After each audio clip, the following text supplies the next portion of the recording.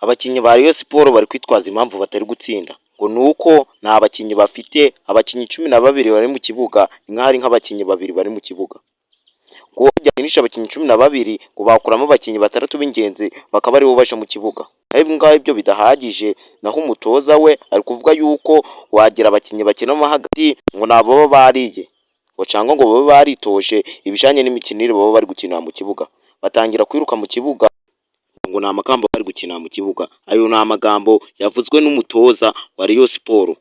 Naho APR yo abafana bayo bari kuvuga yuko impamvu itari gutsinda nta mutoza muzima bafite. Ayo ni amagambo y'abafana niko bari kugenda bacacanya mu muhanda bari kuvuga. Rayon Sports abafana bo bari kugenda bavuga ngo nta tuzongera gutsinda, nta tuzongera gutsinda n'umunsi na gumwe, kandi nta nubwo tuzongera kubafana kubera ikipe twe twizeye nk'ikipe nkuru mu Rwanda itsinda idatsindwa, ariko uyu munsi batangiye kudutsinda buri munsi. Turatsinda ejo bundi bakongera bakadutsinda. Dufite amarira menshi, dufite agahinda mu mutima, agahinda k'iki uyu munsi turi gutsinda, ariko ejo bakatunyukanyuka, bakaducundagura, bakatunyaramo, tukagenda twiteguye yuko tugiye gutsinda ariko bikatunanira. Ico ni ikibazo kireba abakinnyi ba Rayon Sports. Rayon Sports ndakwihanganishije, abafana bayo ndabihanganishije, kuvuga buri wese ufana Rayon Sports ndamwihanganishije kuri iki kibazo duhuyeho, bari kutunyukanyuka ariko ejo natwe tugatsinda.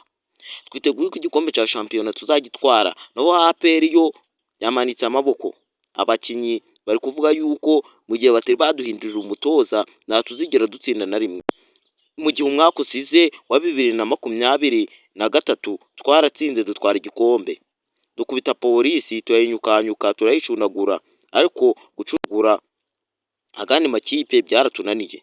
No kubera iki rero nta tubizi. Wowe turi wakora subscribe, ukora share, comment, ubundi video nk'izi ngizi z'ubwenge ni muri umufana w'aya makipe yuko ari abiri nizigende zigucikwa. Mwabanye na Ismail Mwanafunzi wa kabiri mu kiganiro cyacu buri munsi, ikigende kigucikwa. Ndabashuhuje kandi mugire umunsi mwiza. Umuhungu wa Ismail Mwanafunzi, wakora subscribe, share, comment ukeneye kundi